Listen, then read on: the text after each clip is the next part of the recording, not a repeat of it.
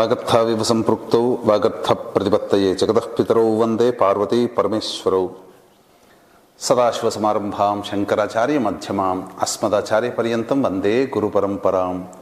ఆదిత్యాయ చ సోమాయ మంగళాయ బుధాయ చ గురుశుక్రశనిభ్యశ్చ రాహవే కేతవే నమః.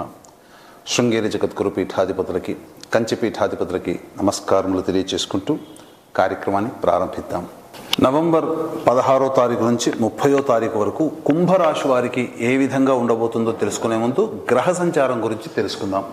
ఇక రాశిలోనే శని సంచారము, 2వ స్థానంలో రాహువు, 4వ స్థానంలో గురువు వక్రీకరించి ఉండడం, 6వ స్థానంలో కుజుడు స్తంభించి ఉండడం, ఇక 8వ స్థానంలో కేతువు, 10వ స్థానంలో రవి బుధులు, 11వ స్థానంలో శుక్రుడు. బెరసి చూసుకున్నట్లయితే శని వక్రత్యాగం చేసినటువంటి కారణం చేత గత కొన్ని 2-3 మాసాలుగా ఇబ్బందికర పరిస్థితులు అనేటువంటివి ఒక రకంగా ఉంటే, ఈ కుంభరాశి వారికి ఈ 15వ తారీఖు నుంచి శని వక్రత్యాగం చేసినటువంటి కారణం చేత కొన్ని విభిన్నమైనటువంటి పరిస్థితులు అనేటువంటివి గోచరమవుతున్నాయి. ఇక ప్రధానంగా చూసుకుంటే ఈ కుజుడు స్తంభించి ఉండడం ఈ కారణం చేత ఇదొక్కటే కలిసి వచ్చేటువంటి అంశము. ముఖ్యంగా ఇదొక్కటే కలిసి వచ్చేటువంటి అంశము. ముఖ్యంగా గమనించుకున్నట్లయితే రవి బుధుడు అనుకూలమైనటువంటి స్థితి కాదు. బుధుడు కొంతవరకు యోగిస్తాడు ఈ 15 రోజుల వరకు. శుక్రుడు కొంతవరకు యోగిస్తాడు. కానీ కేతువు, రాహువు, గురువు మరియు రవి, శని ప్రధానంగా ఒక 2-3 గ్రహాలు తప్ప మిగతా గ్రహాల యొక్క అనుగ్రహం సంపూర్ణంగా లేదు.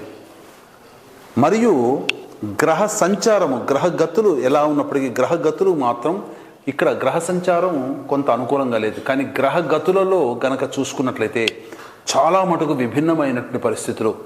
మనకు ఒకరు చెప్పినట్టుగా ఎక్కడ తగ్గాలో నేర్చుకోవాలి, ఎక్కడ ఎదగాలో నేర్చుకోవాలి. కాబట్టి ఇప్పుడు సమయం ఈ కుంభరాశి వారికి అనుకూలంగా లేదు. చాలా మటుకు మైనస్ అనేటువంటి పొజిషన్లో ఉంటుంది. అంటే మైనస్ అంటే ఏంటి? ఎక్కడో అధఃపాతాళ లోకానికి పడిపోరండి.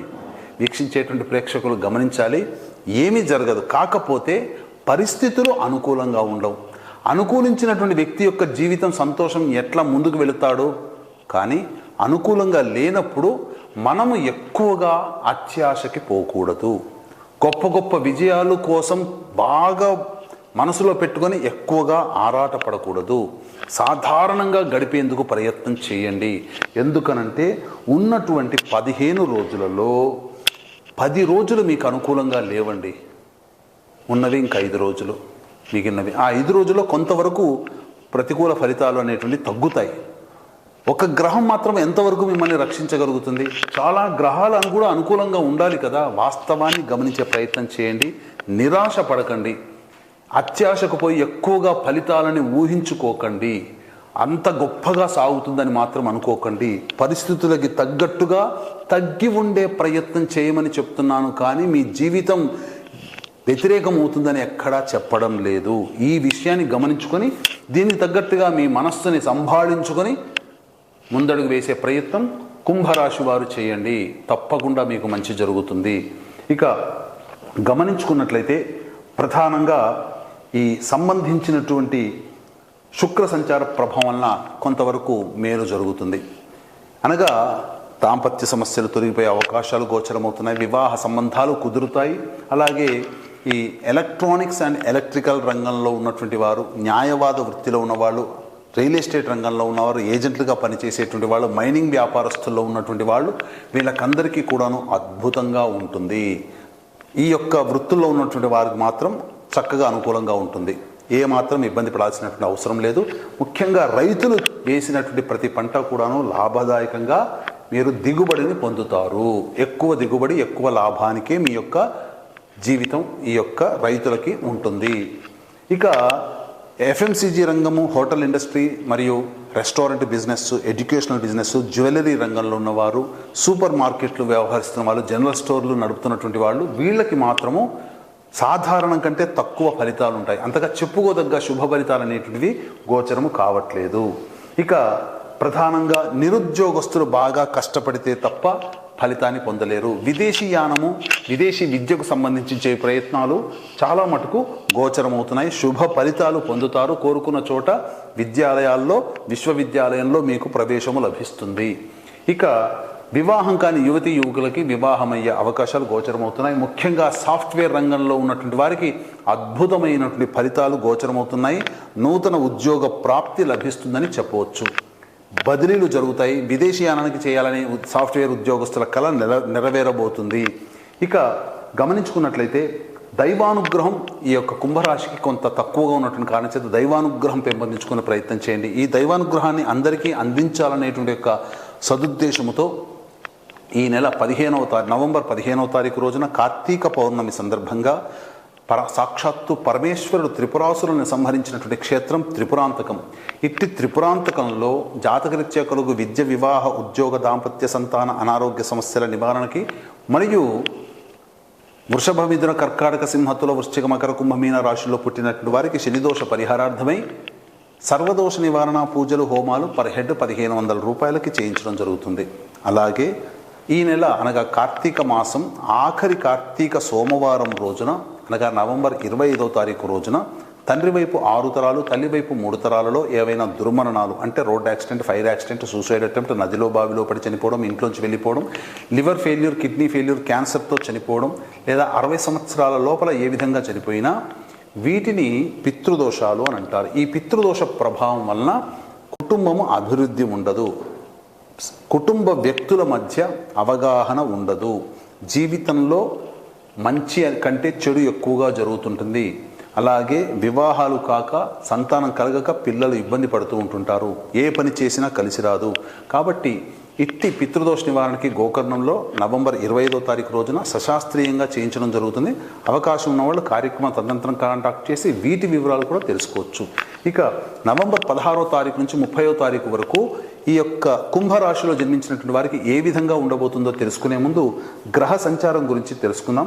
అనగా ఆదాయం ఎప్పుడు ఉంటుంది, ఖర్చులు ఎప్పుడు ఉంటాయి, అలాగే ఈ సంబంధించినటువంటి ప్రశాంతత ఎప్పుడు ఉంటుందనే విషయాల గురించి తెలుసుకుందాం. 16, 17 తారీఖులో కనుక చూసుకున్నట్లయితే వాహన మరమ్మతులకి, గృహోపకరణాలకి ఖర్చులు అధికంగా ఉంటాయి. తల్లిగారి ఆరోగ్యం పట్ల శ్రద్ధ వహించాలి. అలాగే వాహనాన్ని నడిపేటప్పుడు జాగ్రత్తలు పాటించాలి, ఖర్చులు ఉంటాయి. 18, 19, 20 తారీఖుల్లో అనారోగ్య సూచనలు గోచరమవుతున్నాయి. ఖర్చులు కూడా ఉంటాయి. ఏ పని యందు కూడాను ఆసక్తి లేక అన్నీ కూడాను ప్లానింగ్ వరకే చేస్తారు తప్ప అమలులో పెట్టలేకపోతారు. వృధా కాలయాపన జరుగుతుంది. ఇక 21, 22వ తారీఖుల్లో చూసుకుంటే కొంతవరకు మెరుగైనటువంటి జీవితం అనగా రాని బాకీలు వసూలవుతాయి. ముఖ్యంగా మీకు అసూయ పడేటువంటి విధంగా మీ జీవితం కొంతవరకు మార్పు అనేటువంటిది ఉంటుంది 21, 22 తారీఖుల్లో. ఇక 23, 24 తారీఖుల్లో చూసుకున్నట్లయితే జీవిత భాగస్వామి లేదా వ్యాపార భాగస్వామి తీసుకున్న నిర్ణయం మీకు ఆనందాన్ని కలగజేస్తుంది. ముఖ్యంగా పొరపచ్చాలు అనేటువంటివి తొలగిపోతాయి. ఇక 25, 26, 27 తారీఖుల్లో కనుక చూసుకుంటే ప్రధానంగా ఖర్చులు అధికంగా ఉంటాయి. ప్రశాంతత, మానసిక ప్రశాంతత ఉండదు. ఒక జిగ్జాగ్ లాగా ఉంటుంది. ఏ పని ఎందుకు చేస్తున్నామో తెలియకుండా ఇబ్బందికర పరిస్థితులు అనేటివి గోచరమవుతున్నాయి. ఇక 28, 29వ తారీఖుల్లో కనుక చూసుకున్నట్లయితే మీ సంతానంతో విభేదాలు, సంతానం మూలకంగా ఖర్చులు, సమస్యలు పెరుగుతాయి. సంతానంతో లౌక్యంతో వ్యవహరించండి. ఇక దూర ప్రాంత ప్రయాణాన్ని సూచన గావించబడుతుంది. ముఖ్యంగా వారసత్వ సంపదకు సంబంధించినటువంటి వ్యాజ్యములలో కోర్టులలో కొంత మీకు అనుకూలంగా తీర్పు లభించే అవకాశం గోచరమవుతుంది. 30వ తారీఖు రోజున నిరుద్యోగస్తులకి ఉద్యోగము వార్త అనగా ఉద్యోగంలో చేరబోతున్నారనే వార్త మీకు ఆనందాన్ని కలగచేస్తుంది. ఇక మీరు చేసే ప్రతి ప్రయత్నంలో ప్రోత్సాహం అనేటువంటిది ఉంటుంది. ఇవన్నీ కూడా మీకు గోచార రీత్యా కుంభరాశికి చెప్పబడేటువంటివి స్థితిగతులు. ఇక ఈ కుంభరాశిలో జన్మించినటువంటి వారు ప్రధానంగా కాలసర్పదో ఈ యొక్క కాలభైరవాష్టక పారాయణము, అలాగే ప్రతిరోజు విష్ణు సహస్రనామ పారాయణం కనుక చేసుకుంటే లేదా విష్ణు అష్టోత్తరం 3 సార్లు చదువుకుంటూ ఉంటే చాలా మటుకు ప్రశాంతత లభిస్తుంది.